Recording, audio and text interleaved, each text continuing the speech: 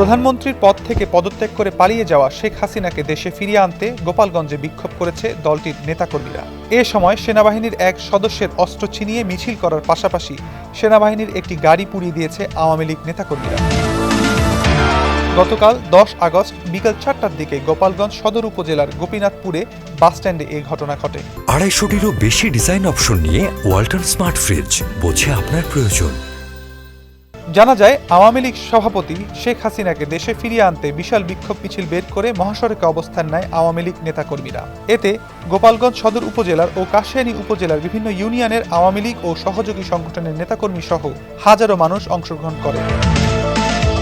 বিকেল 3টার পর থেকে বিভিন্ন ইউনিয়নের নেতাকর্মীরা মিছিল নিয়ে গোপীনাথপুর শরীফ পাড়ার ঢাকা খুলনা মহাসড়কে একত্রিত হয়। পরে তারা মহাসড়ক অবরোধ করে বিক্ষোভ মিছিল করতে থাকে। এতে মহাসড়কের দুই পাশের অনেক গাড়ি আটকা পড়ে। খবর পেয়ে গোপালগঞ্জে কর্মরত সেনাবাহিনীর সদস্যরা সেখানে গেলে তাদের দেখে ভুয়া ভুয়া স্লোগান দেয় বিক্ষোভকারীরা। এক পর্যায়ে সেনাবাহিনীর সদস্যদের সঙ্গে বাদবিতণ্ডায় জড়িয়ে পড়ে তারা। বিক্ষোভকারীরা ক্ষিপ্ত হয়ে সেনা সদস্যদের মারপিট শুরু করে। পরিস্থিতি নিয়ন্ত্রণে আনতে সেনাবাহিনীর সদস্যরা 6টা গুলি ছোড়ে।